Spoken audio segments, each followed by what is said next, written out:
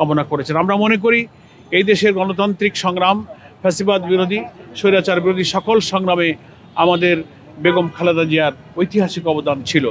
ফলে জাতির রাজনৈতিক সংকটের এই কঠিন সময়ে আমাদের বেগম খালেদা জিয়া, যিনি 3 বারের প্রধানমন্ত্রীর একটা দীর্ঘ অভিজ্ঞতা নিয়ে রাজনীতি করছেন, তিনি দেশের সকল মানুষকে যেমন ভালোবাসেন, দেশের মানুষও তাকে দলমতের ঊর্ধ্বে উঠে আপন মনে করেন।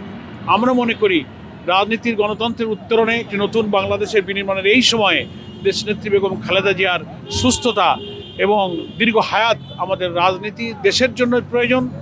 আর উনি দেশের জন্য যে অবদান রেখে গেছেন, এ দেশের মানুষ সেটা স্মরণ করবে।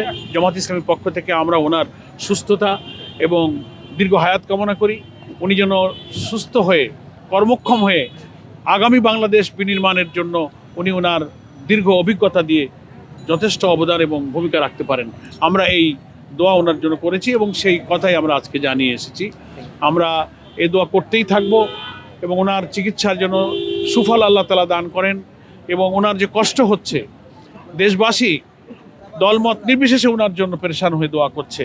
আল্লাহ তাআলা ওনার এই রোগের এবং চিকিৎসা চলাকালীন মানুষের, আমাদের যেমন আমরা কেউই ভালো মন্দ সব মিলেই তো মানুষ, আল্লাহ তাআলা ওনাকে সুস্থতা দান করুন, ওনার নেক হায়াত দান করুন, ওনার কষ্টকে লাঘব করে দিন।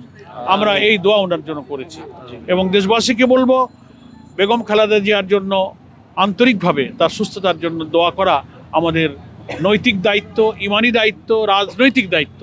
আমরা যারা রাজনীতির সাথে যুক্ত আছি, দেশবাসীকে আমি আবারও দোয়া করার জন্য আহ্বান জানিয়ে বেগম খালেদা জিয়ার সুস্থতা এবং নেক হায়াত কামনা করে আপাতত আমি ওনার স্বাস্থ্য সম্পর্কে এখন গিয়ে যা বুঝে আসলাম সে ব্যাপারে আপনাদের সামনে আমি সবকিছু ব্রিফ করছি। আল্লাহ হাফেজ, বাংলাদেশ জিন্দাবাদ। আসসালামু আলাইকুম।